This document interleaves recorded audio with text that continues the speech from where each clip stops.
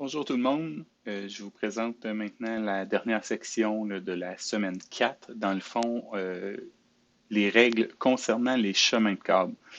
Ça va arriver souvent en entreprise que vous allez voir ça quand vous allez vous promener dans les usines, des chemins de câble au plafond. C'est une des techniques que je dirais qui est les plus utilisées pour passer du câblage dans le monde industriel. Comme à peu près toutes les autres sphères de l'électricité, ben, le code électrique vient nous guider sur les règles à suivre pour être capable d'utiliser des chemins de câble. Les articles qui nous concernent, dans le fond, pour l'installation de chemins de câble, c'est dans la section 12 du code, c'est les articles 2200 à 2208 qui définissent les normes d'installation des chemins de câble.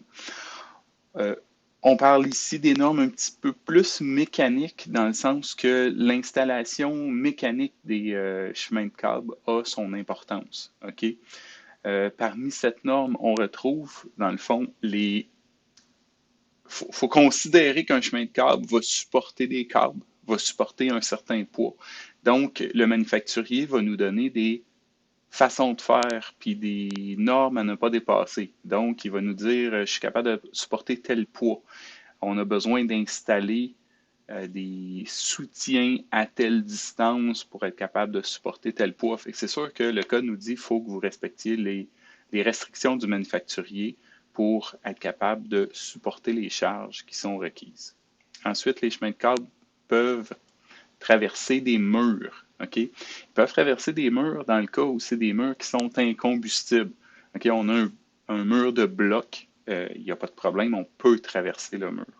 Dans le cas de murs combustibles, si on essayait de traverser mon mur en arrière ici, qui a des montants en 2x4 en bois à l'intérieur, ben là, on a un petit problème parce qu'évidemment, la chaleur des câbles peut venir causer des problèmes potentiels d'incendie. Donc, on a d'autres normes à respecter. Pour ces sections-là, il faut que les chemins de câble soient complètement fermés, qui fait qu'on va respecter là, pour ne pas créer de chaleur puis mettre le feu. Okay? Il est même permis de traverser des planchers avec les chemins de câble.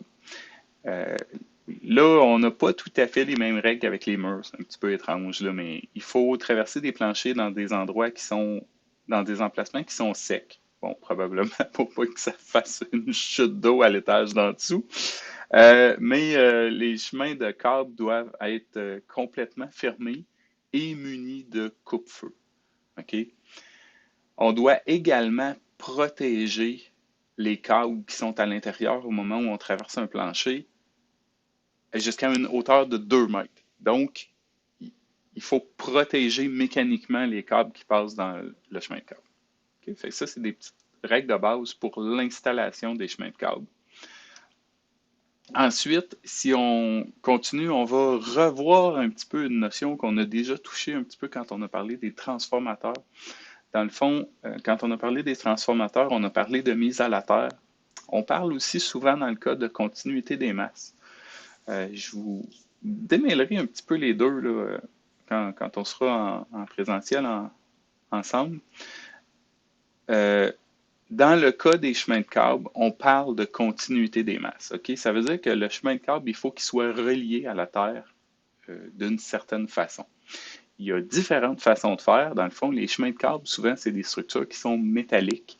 Et les structures métalliques peuvent être considérées comme conductrices, puis être considérées comme étant mises à la terre si il y a des bons joints qui créent des contacts entre eux et qu'on est fixé après la structure métallique du bâtiment. Bon, c'est pas toujours le cas. Okay? On n'est pas toujours fixé après la structure métallique du bâtiment. Donc, sinon, puis ça arrive quand même assez souvent là, qu'on est fixé après des poutres de béton ou qu'on n'a pas une structure métallique pour faire le travail. On doit relier à la Terre par continuité des masses à des intervalles d'au plus 15 mètres. Fait que souvent, quand vous regardez un chemin de câble qui est installé, on va voir sur le côté, il y a un câble dénudé, un câble nu, de continuité des masses qui va relier à tous les 15 mètres le chemin de câble pour être sûr de faire une mise à la terre adéquate. La grosseur du câble de continuité des masses a son importance et ça va devoir être conforme à l'article 10.814 qui nous dit d'utiliser le tableau 16.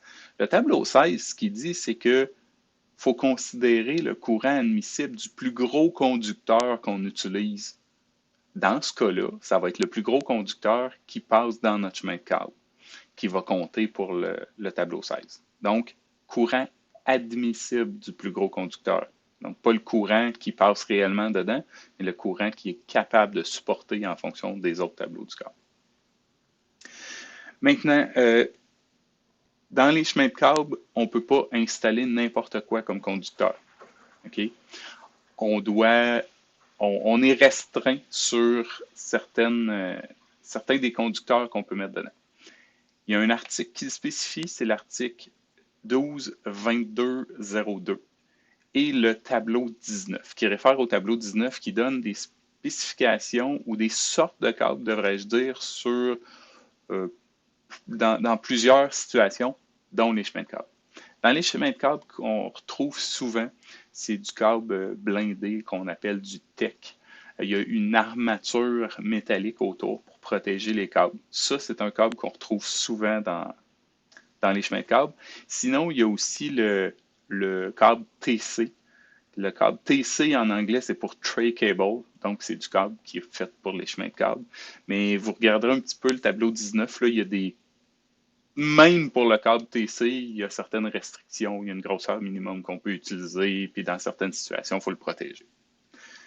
Et ça, c'est bon à savoir. Maintenant, pour l'installation mécanique des chemins de câble, ben, une image vaut mille mots. Si vous regardez les articles, c'est tout écrit dans les articles, mais j'aime bien cette présentation-là parce que ça fait un très bon résumé. Ce qu'on dit sur cette image-là, c'est que le chemin de câble doit être installé à un minimum de 300 mm du plafond. On a le droit de passer vis-à-vis un obstacle et d'être à 150 mm de l'obstacle si il est de longueur réduite. C'est vraiment très précis. C'est vraiment un cas qu'on voit souvent, là, c'est des poutres structurelles au plafond. À répétition, ben, on se met à 150 mm des poutres, puis tout le reste de l'espace, on est à plus de 300 mm du plafond. Il n'y a pas de distance dictée pour la poutre en question, mais en tout cas, il faut rester logique dans ce temps-là. Après ça, 150 mm entre les chemins de câble si on les installe un au-dessus de l'autre. Ensuite, si l'espace du chemin de câble est moins de 1 mètre de large, il faut qu'il soit installé à 600 mm d'un mur, obstacle ou d'un autre chemin de câble. Par contre, si on a plus de 1 mètre, parce qu'on en mettait deux ensemble par exemple, ben là, il faut que le 600 mm soit libre de chaque côté. OK? Fait que ça, c'est des restrictions, puis les raisons un peu, là, c'est pour être capable d'y accéder au chemin de câble, être capable de repasser un câble dedans pour faire une installation électrique qui a de l'allure, puis qu'on est capable de continuer à faire évoluer dans le temps. Il faut penser à ça, là, il n'y a pas juste l'installation qu'on fait en ce moment, mais la durée de vie de notre installation va perdurer dans le temps, puis souvent, on fait des modifications à des installations, puis on a besoin d'y retourner. Fait que ces règles-là nous permettent de faire ça. Ensuite, la dernière étape des chemins de câble, c'est que, encore une fois, ben, on va passer des conducteurs à l'intérieur et ces conducteurs-là vont transporter du courant. Donc, il y a des règles à respecter sur les courants admissibles des conducteurs dans les chemins de câble. Ça dépend comment on fait notre installation, puis le nombre de câbles, la distance entre les câbles, puis tout ça va avoir une importance sur le courant que les câbles vont pouvoir supporter, parce qu'encore une fois, on crée de la chaleur et il faut que la chaleur soit en mesure de se dissiper. Donc, il y a un article qui nous parle de ça, c'est l'article 12.22.10, qui nous présente 3 situations différentes pour déterminer les courants admissibles dans les conducteurs.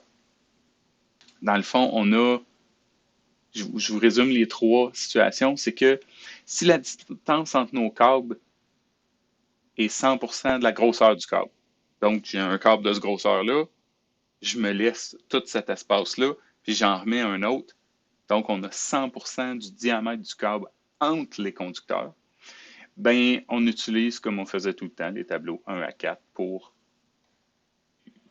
choisir notre grosseur de conducteur, et ça s'arrête là. C'est très simple. Maintenant, c'est très souvent le cas quand on installe voyons, un tray, un chemin de câble. On va mettre plusieurs câbles dedans, puis ils vont être plus proches que ça. OK? Fait que là, ce que ça nous dit, c'est que si on a entre 25 et 100% du diamètre,